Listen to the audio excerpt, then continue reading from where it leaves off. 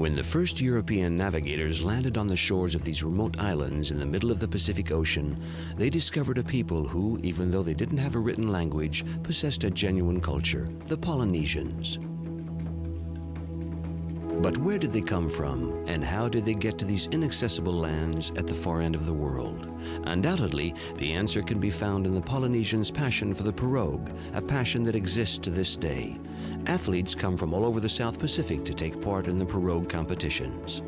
The earliest settlers probably arrived in Polynesia about 2500 BC from southern China aboard outrigger canoes, first stopping at the islands of Samoa and Tonga. As the centuries passed, they migrated towards the inner islands of what is appropriately described as the Polynesian Triangle. Even though the Spaniard Mendana recorded a stopover in the Marquesas Islands in 1595, Polynesia remained in virtual obscurity for nearly 200 years, until Wallace, an Englishman, discovered Tahiti in 1767. But it was the glowing accounts of the scientific expeditions of James Cook and Francis Bougainville describing the charm and beauty of the mysterious New Eden that evoked worldwide curiosity and excitement. Thus the Polynesian myth was born. In this, the 21st century, the tales that were recounted by the early explorers of the Polynesian islands and lagoons still summon up images of a paradise on earth for tourists the world over.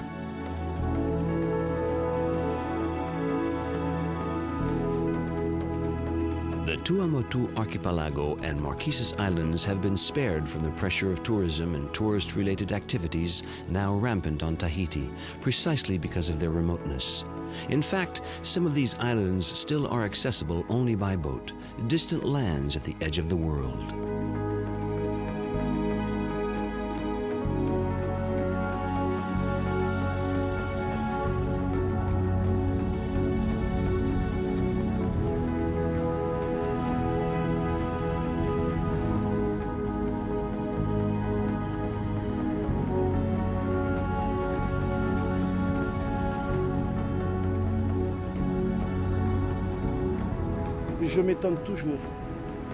It always amazes me how the Marquesans managed to settle here, how they were able to get here. When they arrived, they found these boulders. They found these 6 islands. They adapted to the climate and the isolation. They've been cut off from the rest of the world for about 1,500, 2,000 years. A long time. In the meantime, they've created a kind of microcosm, their own world, a world separated from everything. We're 1,500 kilometers from Tahiti. We're alone, surrounded by an ocean. When I'm asked to describe the Marquesans, I always say they're a mirror. The first mirror is this ocean. The second mirror is the solitude. We can't fool ourselves here.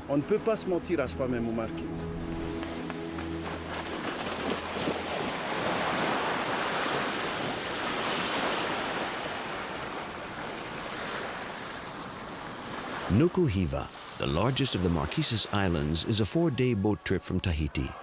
It's Sunday, and the people of Taiohae, the island's main settlement, are off to church.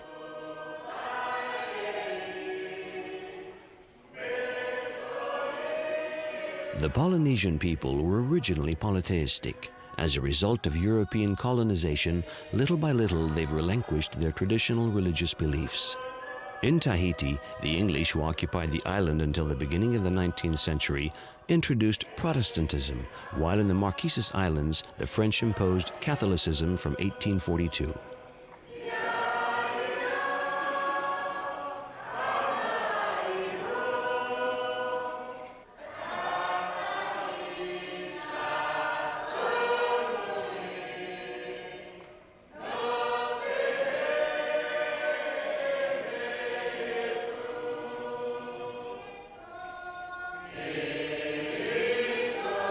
The Marquesans nevertheless remain very attached to the early religious symbols they identify with. The Marquesan language merges with the Catholic liturgy, just as the religious iconography has inspired the local artists and is reflected in the spiritual themes of their work. These ancient expressions of Marquesan culture that almost disappeared forever after colonization have been undergoing a renaissance over the past few years. disorganization of their traditional culture, being forced into slave labor on the whaling ships or in the Peruvian mines, alcoholism, disease. For all these reasons, the Marquesans came very close to being totally annihilated. You could say that the Marquesan culture has endured one hell of a storm. To go from 100,000 men to 2,000, there's no more culture. Only memories of culture. And from these memories, the Marquesans are building a new culture. Who will emerge out of this new culture? In what manner and how? Who will emerge is what you see today. Lucien wears a jersey. And Lucien is also tattooed.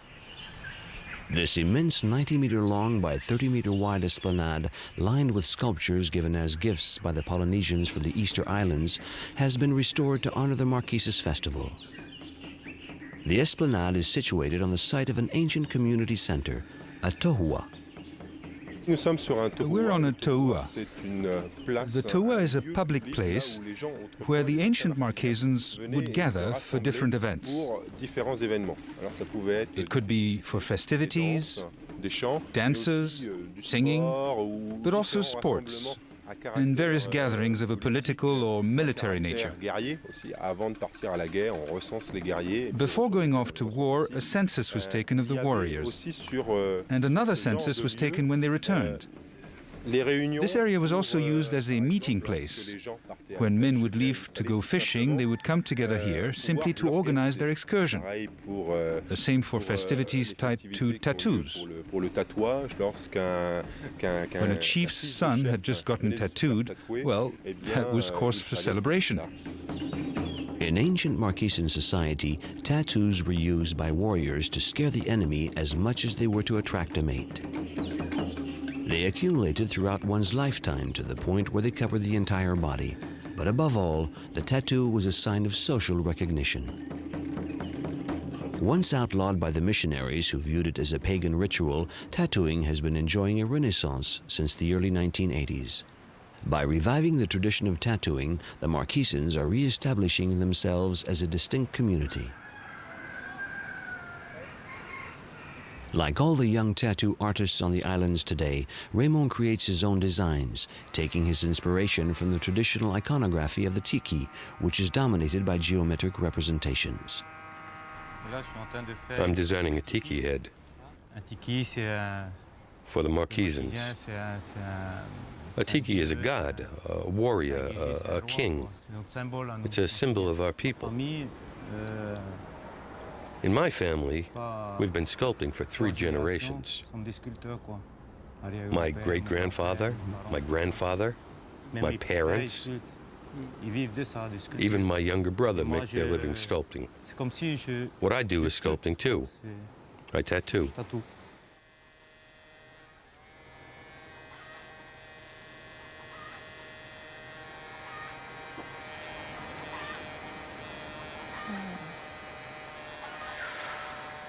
Why did you want to get tattooed?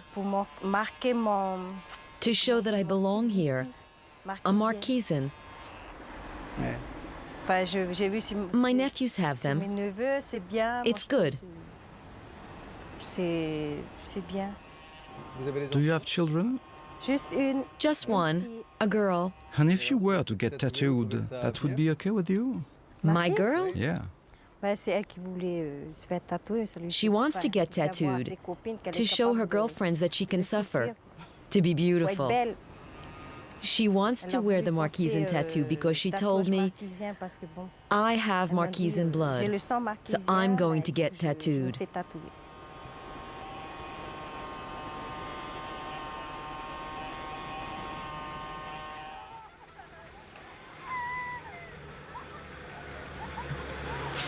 In Taiawai, where life is pretty much already laid back, on this late Sunday afternoon the pace becomes even more easygoing.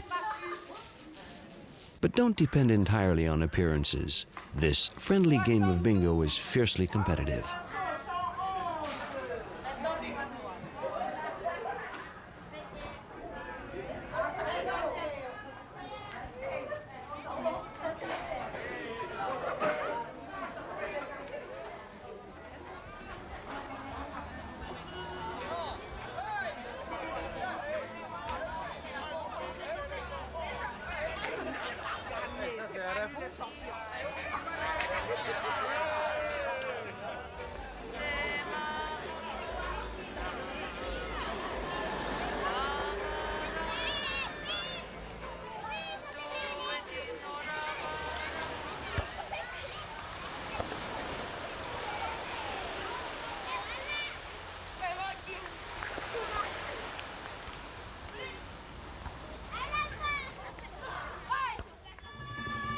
In the morning, as the passengers disembark from the Aranui, they're welcomed by young members of the Mave Mai group who play drums and sing.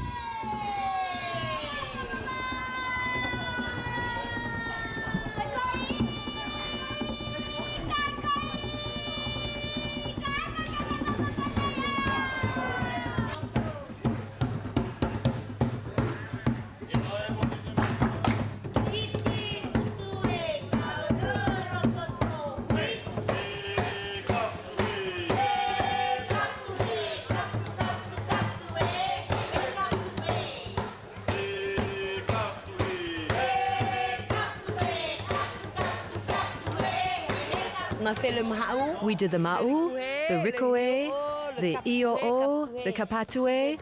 The kapatue means the gathering. I think that's what you say. And the mave. The mave hails you and welcomes you.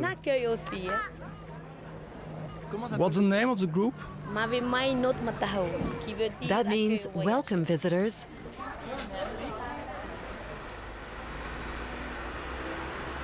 Meanwhile, the Aranui crew is busy unloading merchandise that was stowed aboard 4 days ago in Papeete. The containers are lined up next to each other on the wharf with one side open. They resemble a line of bazaar-like shops on a commercial street that springs to life with the arrival of each cargo vessel, and then closes up shop after each departure. A sort of mirage that remplishes the economic pulse of the archipelago to the rhythm of 15 beats a year.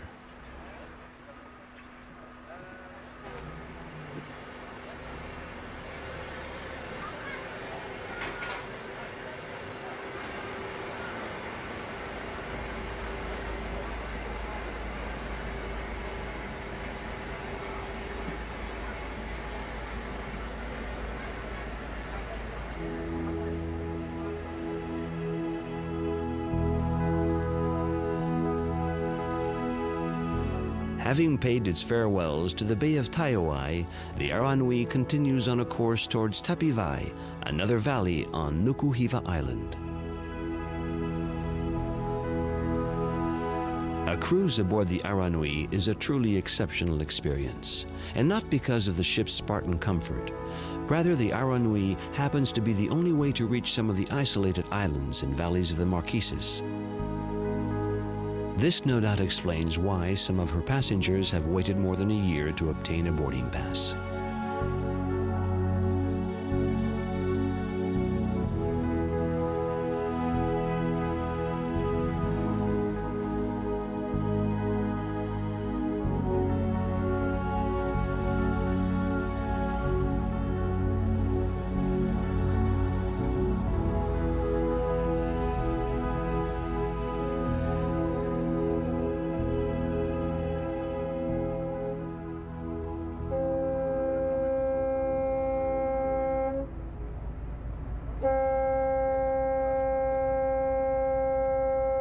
We are approaching Tapivai. The captain gives the order to his second mate to sound the alarm, more to amuse her than to alert the residents of the valley, for they know by heart the arrival time of the Aranui.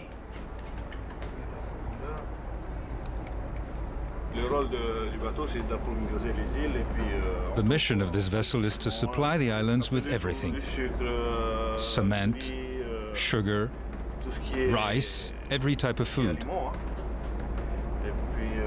and diesel oil, gasoline for helicopters, everything.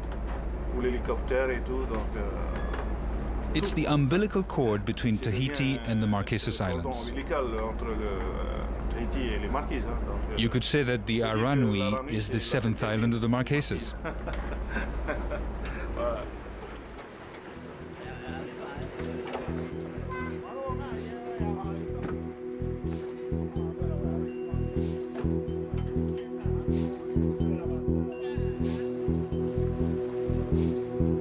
We're aboard a whaler, a small solid craft. Moving from the side of the boat, we watch the Aranui slowly fade into the distance.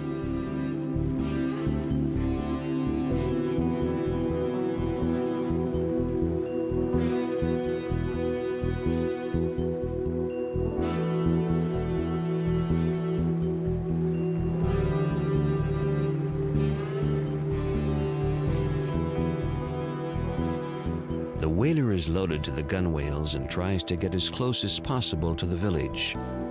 The crew wants to steer the boat up the river, but the maneuver is tricky because the depth of the channel varies with the tide.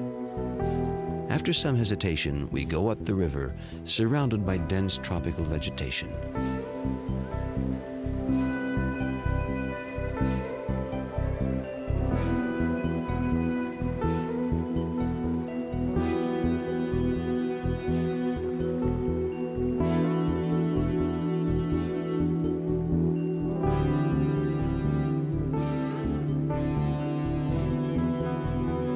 Unfortunately, a few hundred meters upstream, the river becomes too shallow to continue. We must turn around and head for the shore.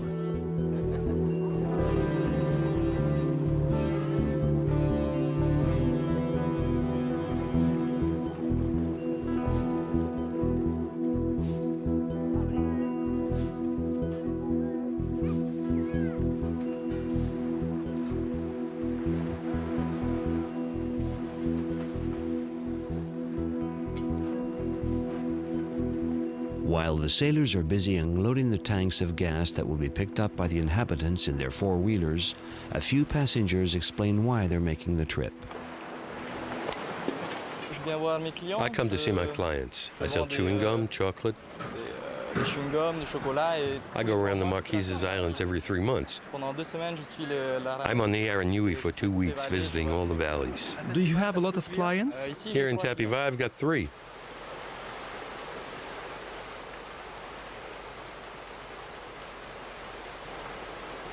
Herman Melville, himself the author of Moby Dick, has penned an account of his sojourn in Tapivai.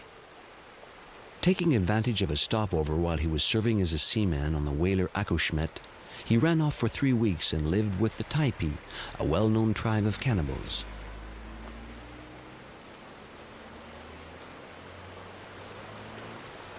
The inhabitants of Tapivai live a peaceful life today, content with processing copra and cultivating vanilla beans, or, like Edmond, devoting themselves to sculpting. I was very young when I started hauling copra. All those years of lugging heavy sacks, at 36, I had a serious back problem. Since I have a family, a wife, and 6 kids to feed, I had to find something to do to feed them. So I decided to take up sculpting. How did you learn? I went to visit a very good sculptor. He never said, oh, do it this way, or don't do it that way. He told me to watch and do it. And I did it. That's how I started.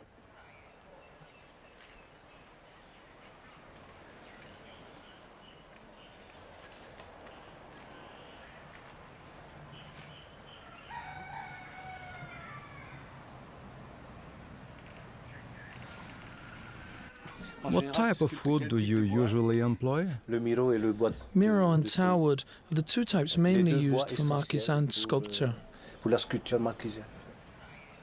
Like all Marquisan artists, Edmond is very devoted to the tiki symbol. It always appears with its beautiful eyes, its nose, mouth, the hands joined, and the legs here. There always has to be a tiki if you want to keep the custom and true Marquisan sense of craftsmanship. You've got to have a tiki.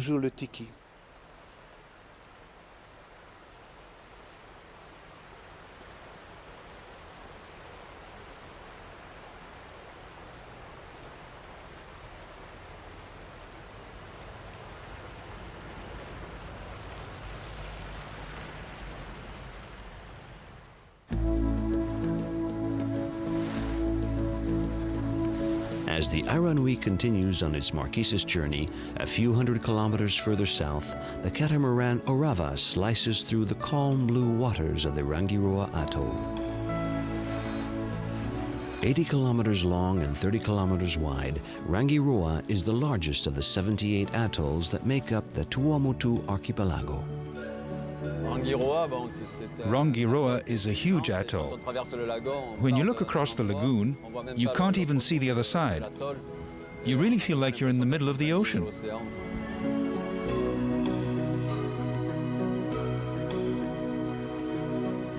Rangiroa was originally an imposing volcanic island, but once the volcano became dormant, the island slowly began to sink, while at the same time, a coral barrier began forming around the volcano's rim. The island, now totally engulfed, had become a coral ring, an atoll. Some of these atolls are completely sealed off from the sea. Others, such as Rangiroa, receives ocean water at high tide by channels, called hoa in Polynesian, through the coral. The Tiputa Channel, one of the three at Rangiroa, is particularly rich in marine animals and is a favorite destination for scuba divers. The Rangiroa atoll behaves like an enclosed fish pond that has the capability to replenish its own supply of nutritive material. With the rhythmic flow of the channel's currents, the content of the fish pond pour out into the ocean. So we have an entire food chain flowing through the channel, enabling a great diversity of fish to survive on the nutritive sources available to them.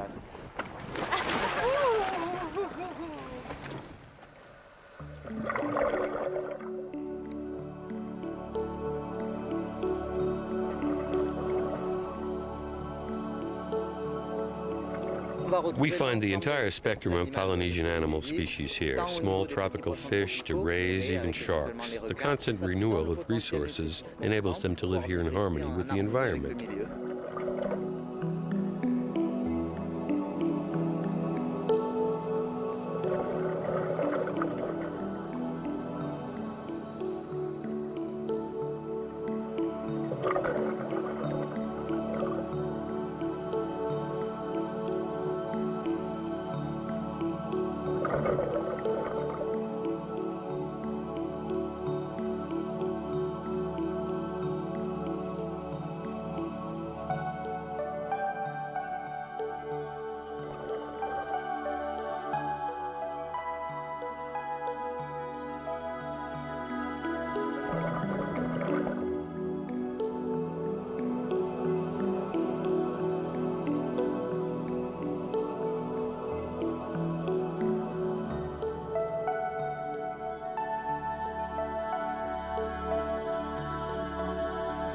At a glance, Tiputa presents the image of a peaceful village, yet it's in the midst of a profound tumult. Copra production and fishing are being slowly abandoned in favor of pearl diving and tourism.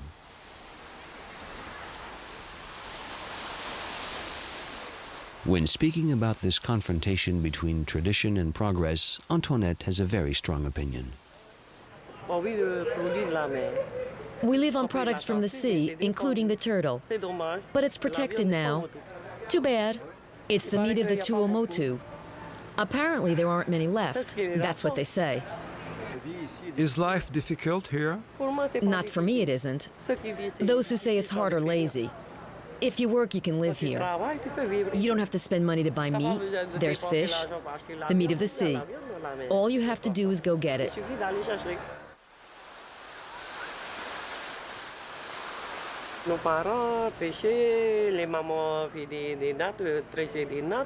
Our parents fished. Our mothers used to braid mats with tree bark. People don't do that anymore. They prefer to buy ready-made. It's faster, but we forget our traditions. You think it's a shame? Yes, I do. If we go on this way, we'll forget our roots.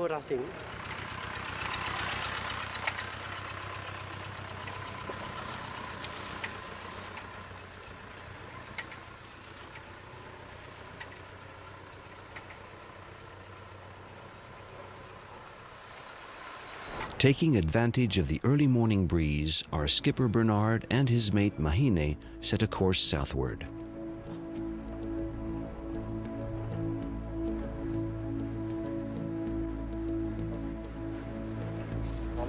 We're going to Motuea, course 176 degrees.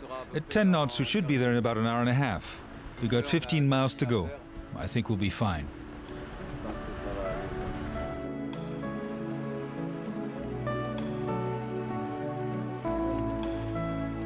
The waters of the atoll are teeming with fish during the entire crossing.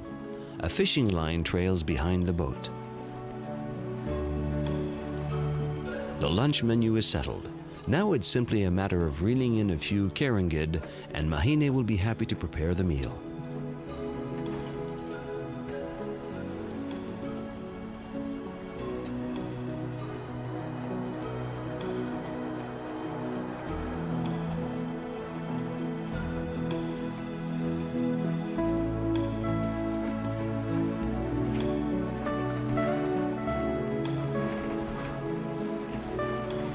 What were you just doing, Bernard? I was looking to see if there are any spuds. There are 3 spuds charted on the course. What do you mean by spuds? Outcroppings of coral that form a patch on the surface of the water, especially when the sun's like this. I have to keep a lookout to avoid sailing over them.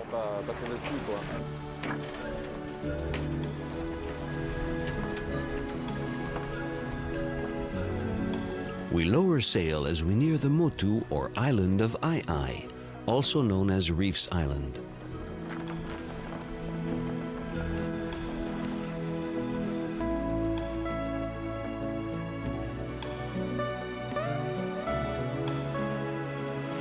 Even in a rubber dinghy, approaching the shore of this island is tricky. The coral reef is visible on the water's surface, so we'll have to go downstream to go around it and reach the Motu.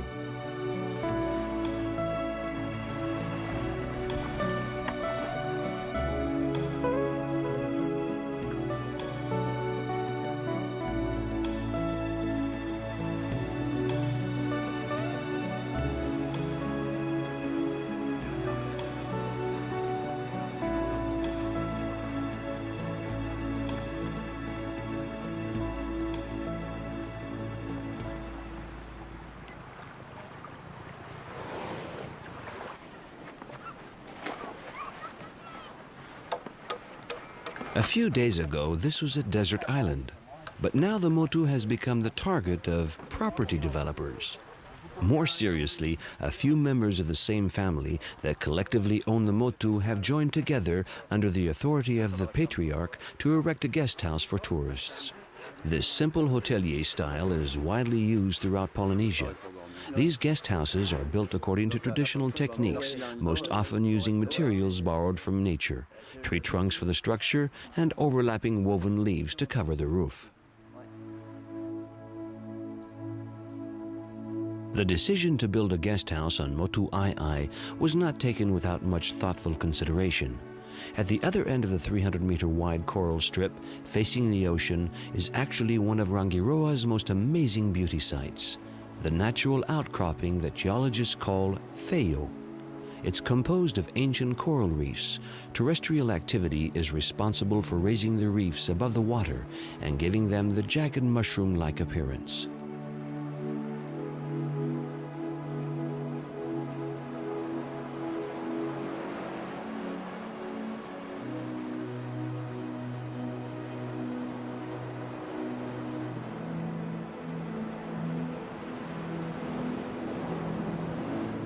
Making the most of their excursion near the reefs, the passengers of the Orava try their luck at catching one of the treasures of the Pacific Ocean for their next dinner.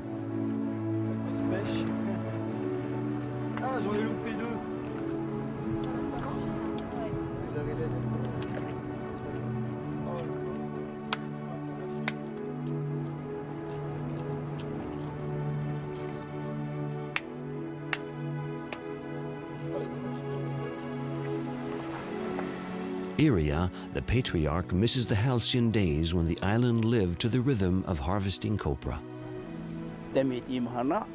Times have changed. There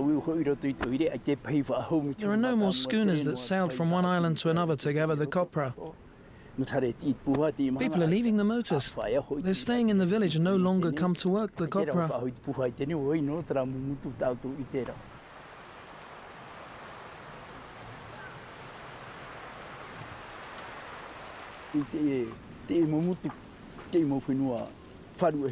All these islands have been abandoned. There used to be a lot of people here. Everyone had his own piece of property. Today there's no one left. Everything's changed. When the tourists come, they say, it's so beautiful, and they wonder why we all left. And they're right. Why leave everything to live in town?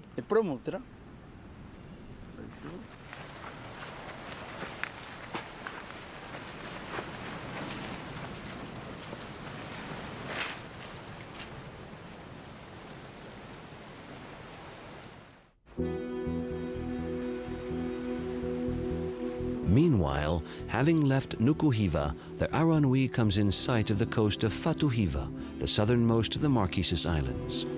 The only way to reach this island is by boat. The passengers seem to be extremely curious.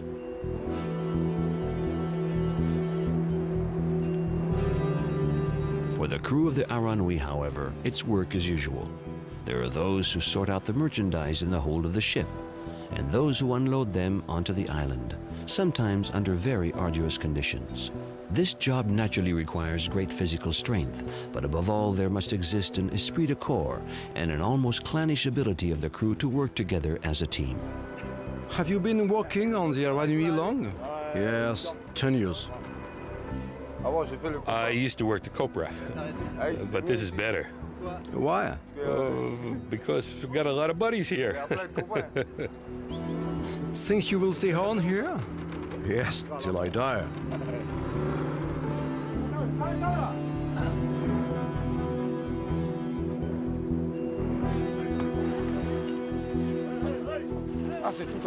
We've got a mix of everything on board. There are Australs, Marquesans, Tahitians, the Tuamotu. Every nationality. Nice, friendly atmosphere. A sailor's life.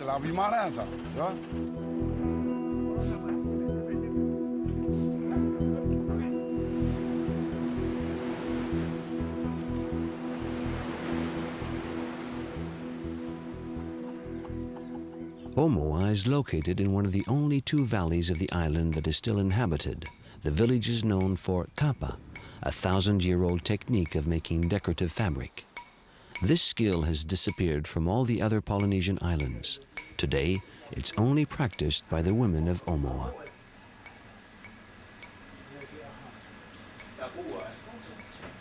Like all tapa craftspeople, Juliana draws her inspiration from subjects found in Marquesas mythology. Using a brush-like tool made from a lock of hair attached to a small short stick, she reproduces the geometrical patterns and designs of tattoos.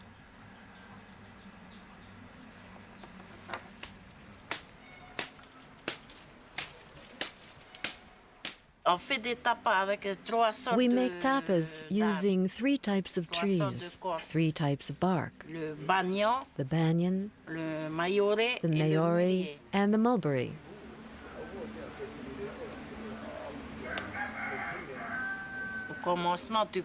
You start by cutting the bottom, and then you peel it back, and after that you remove the bark. And after that, you start hammering.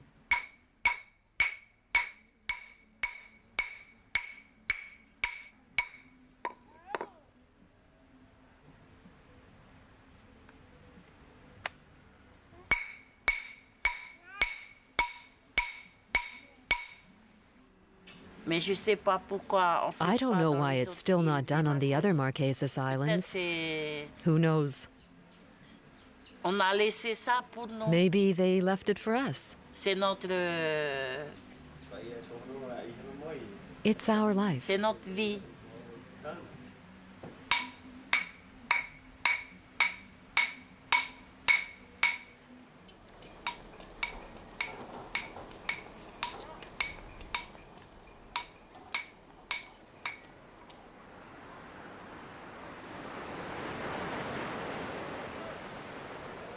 The Aranui nears the spectacular site of Hanavave.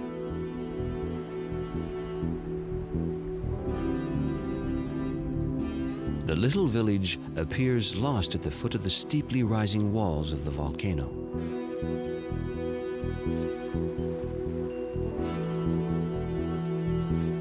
The whalers of the Aranui sail past the gigantic phallic-shaped rocks that mark the entrance to the bay.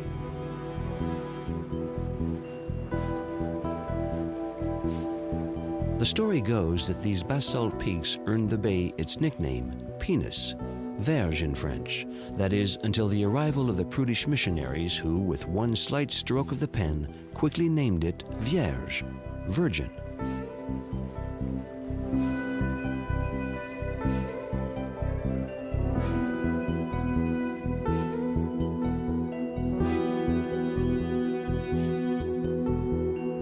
A few of the passengers made the 15-kilometer trek from Omoa on foot. They reach Hanavave Beach just as the last rowboats are about to leave. This stubborn Marquisan horse refuses to board the whaler.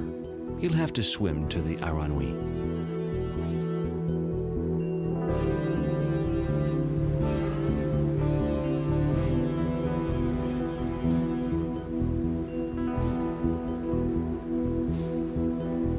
Bathed in the golden glow of the sunset, we say goodbye to Virgin Bay and Fatuiva.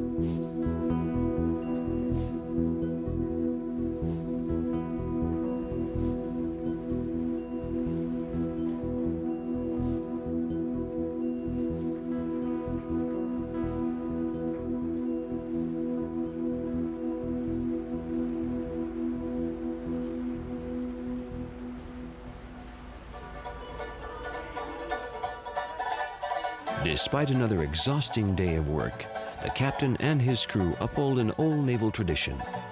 They join in the first dance.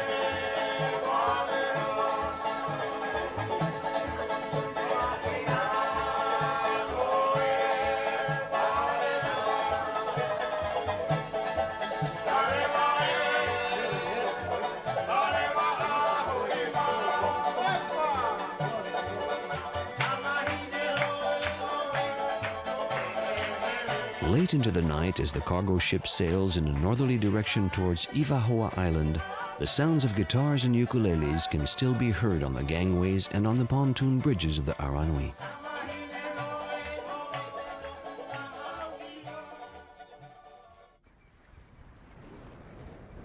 Leaving Reefs Island, the Orava heads towards the eastern part of the atoll.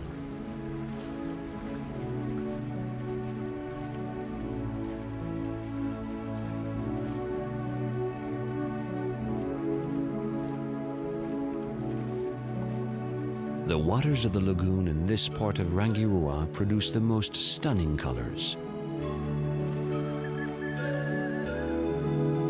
An entire palette of blues and greens that are all mixed together as far as the horizon and are iridescent in the sun's rays. Vas-y, avance, avance.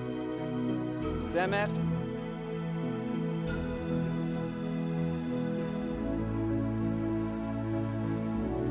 Arrête tout.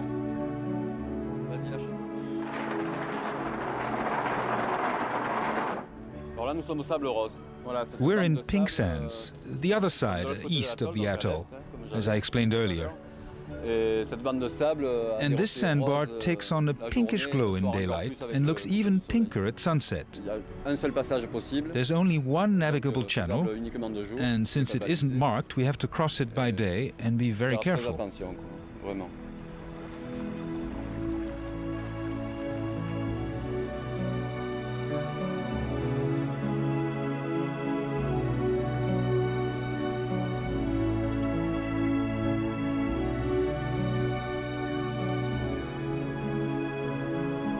Postcard collectors would drool with envy over this spectacular setting where a solitary shark can be seen passing by now and then.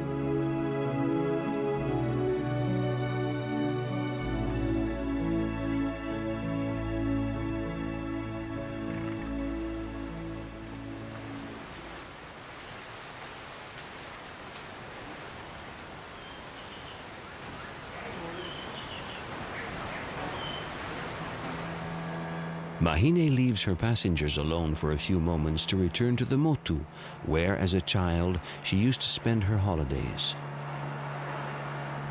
Her aunt and uncle and their children live there, far from everything, isolated on their small island.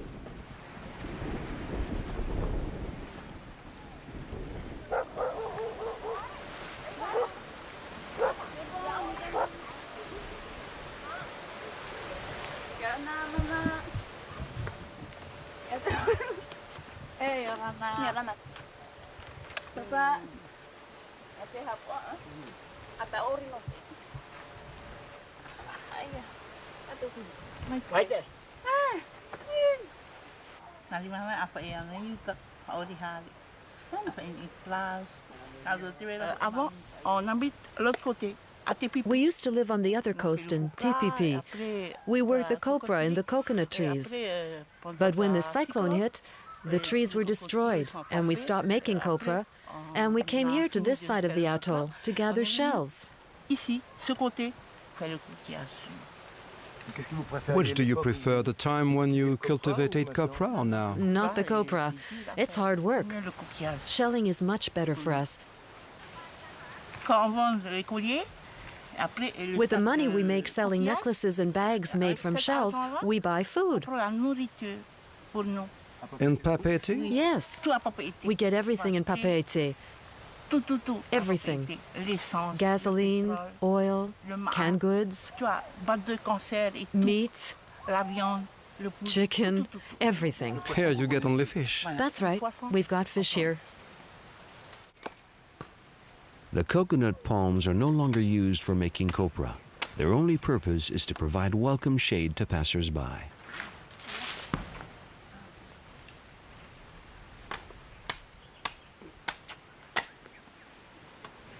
Do you enjoy coming back here? Very much. It takes me back to the years I spent here as a child. Do you prefer those days to the life you lead now on the boat? Both. The past and now. The scenic beauty around us and Mahine's nostalgic memories, such as her delightful stories about her aunt, mustn't make us forget that life on the motu is often quite harsh.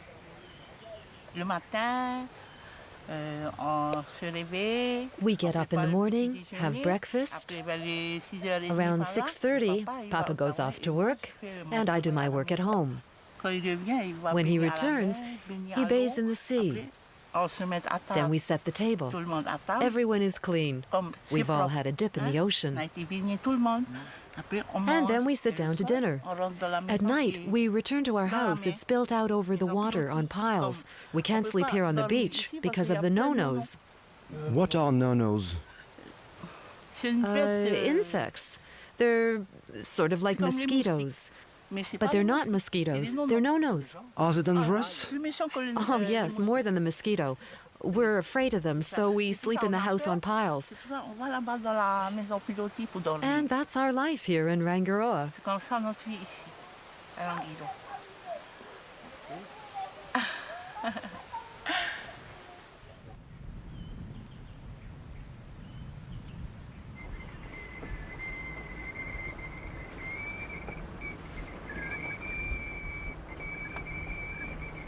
As the Orava heads into the wind towards Tiputa, the starting point of our cruise in the Rangiroa Atoll, we rejoin the Aranui one last time, at the moment when the Hivahoa coastline suddenly appears on the horizon.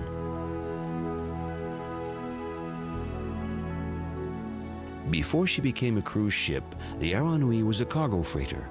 Despite the lack of comfort for deck passengers, the Marquesans actually prefer this mode of transport to flying, which is more costly. They take the boat to get from one island to another or to go to Papeete. I went to Papeete to sell tapas, necklaces, and handcrafted souvenirs. I prefer taking the Aranui. It's safe, and besides, they feed you well.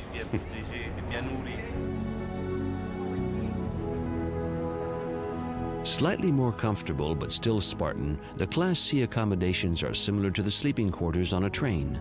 And yet, even for a berth in this basic price category, you must reserve well in advance to be assured a place. That's how popular the Aranui is.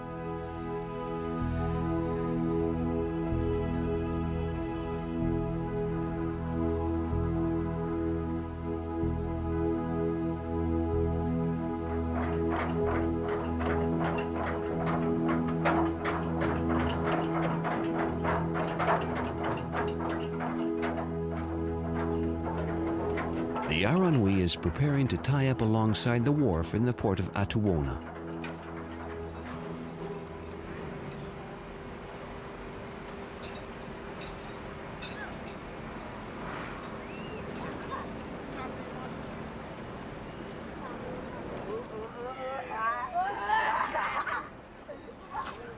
The Marquesan people owe a great deal to Gauguin. If not for him, how many of us would know of these islands at the end of the world? But how many of the islanders are aware that the artist lived in the little village of Atuona during his stay in the Marquesas? With the exception of this grocery store, very few buildings from Gauguin's time remain.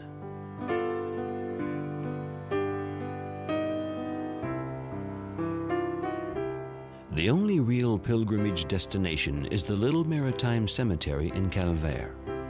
Near the grave of the famous Belgian singer Jacques Brel, who also lived his last days in the Marquesas Islands, is Gauguin's resting place facing the sea.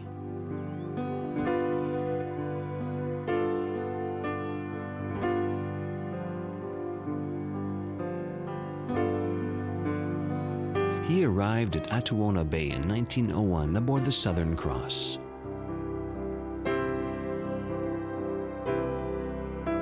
Almost immediately, he had his atelier built, which he provocatively named Maison du Jouir, roughly translated, the House of Sexual Pleasures. The building standing on the site today is a replica, its front wall inscribed with the same motto as the infamous original one. Soyez amoureuse et vous serez heureuse. Be in love and you will be happy.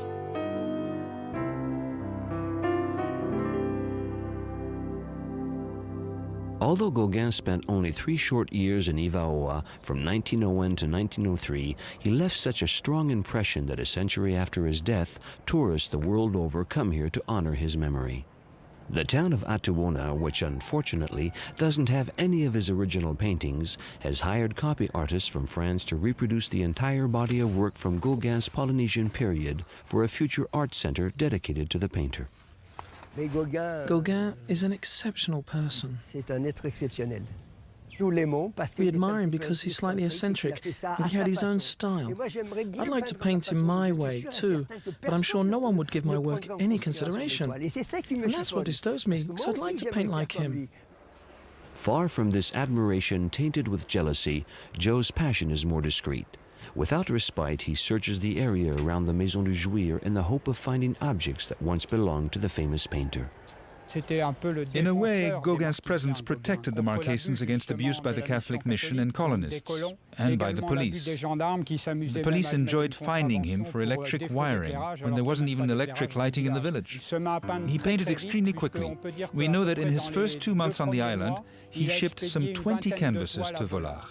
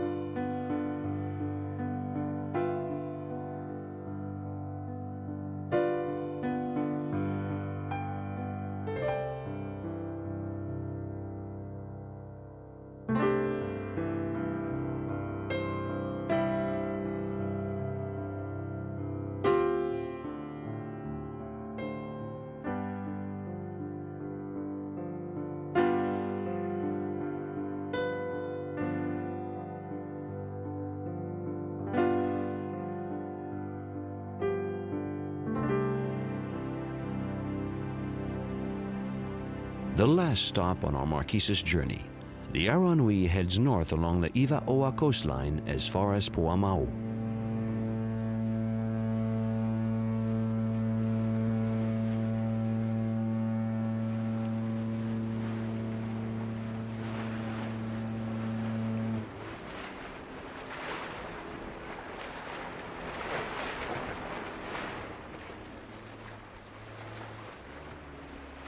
Here, unlike the other valleys of the Marquesas Islands, copra still plays an essential role in the economy of the region. But for how many more years will the holds of the Aranui be filled with sacks containing the precious pulp?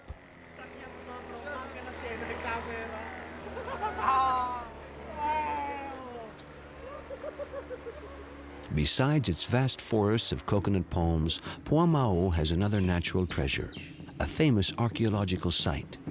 Towering over the ruins of a temple once dedicated to ancient funerary rites are the giant tikis, the tallest one standing more than 2.5 meters high.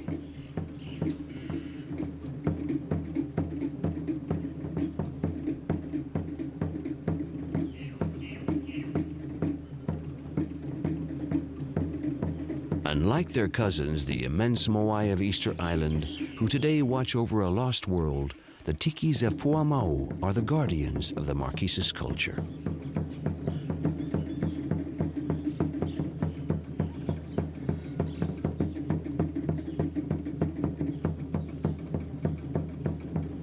The seeds necessary for the revival of the Marquesan identity remain ever present in their sculptures, tattoos, their dances, and in their living language.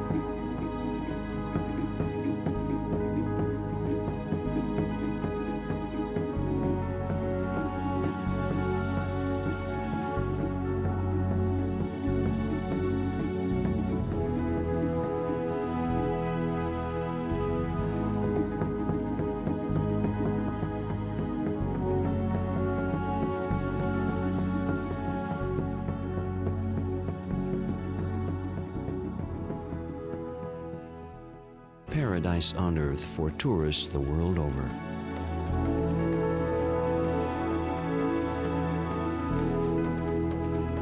The Tuamotu Archipelago and Marquesas Islands have been spared from the pressure of tourism and tourist-related activities now rampant on Tahiti, precisely because of their remoteness. In fact, some of these islands still are accessible only by boat, distant lands at the edge of the world.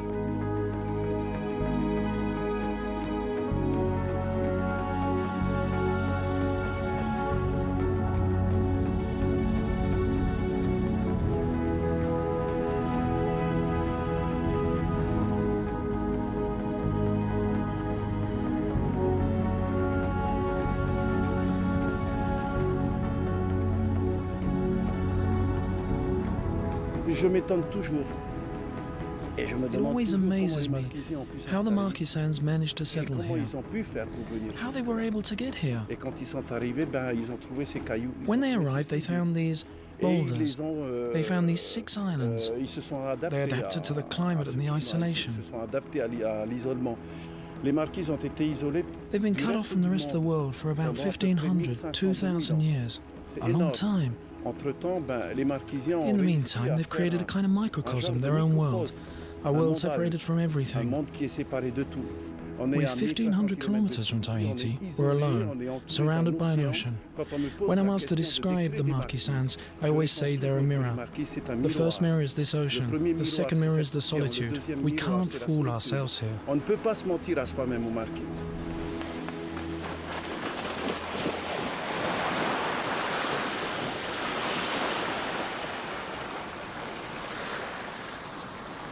Nukuhiva, the largest of the Marquesas Islands, is a 4-day boat trip from Tahiti.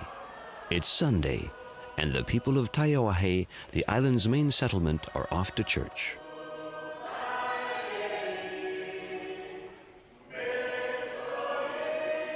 The Polynesian people were originally polytheistic. As a result of European colonization, little by little they've relinquished their traditional religious beliefs.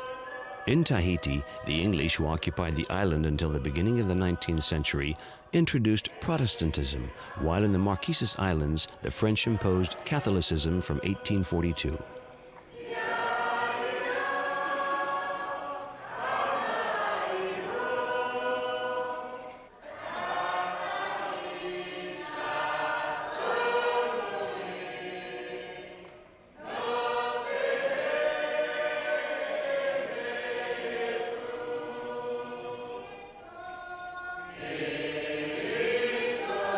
The Marquesans nevertheless remain very attached to the early religious symbols they identify with. The Marquesan language merges with the Catholic liturgy, just as the religious iconography has inspired the local artists and is reflective of a political or military nature. Before going off to war, a census was taken of the warriors, and another census was taken when they returned. This area was also used as a meeting place. When men would leave to go fishing, they would come together here simply to organize their excursion. The same for festivities tied to tattoos. When a chief's son had just gotten tattooed, well, that was cause for celebration. In ancient Marquesan society, tattoos were used by warriors to scare the enemy as much as they were to attract a mate. They accumulated throughout one's lifetime to the point where they covered the entire body. But above all, the tattoo was a sign of social recognition. Once outlawed by the missionaries who viewed it as a pagan ritual, tattooing has been enjoying a renaissance since the early 1980s. By reviving the tradition of tattooing, the Marquesans are re-establishing themselves as a distinct community. Like all the young tattoo artists on the islands today, Raymond creates his own designs, taking his inspiration from the traditional iconography of the tiki, which is dominated by geometric representations. I'm designing a tiki head for the Marquesans. A tiki is a god, a warrior, a king. It's a symbol of our people. In my family,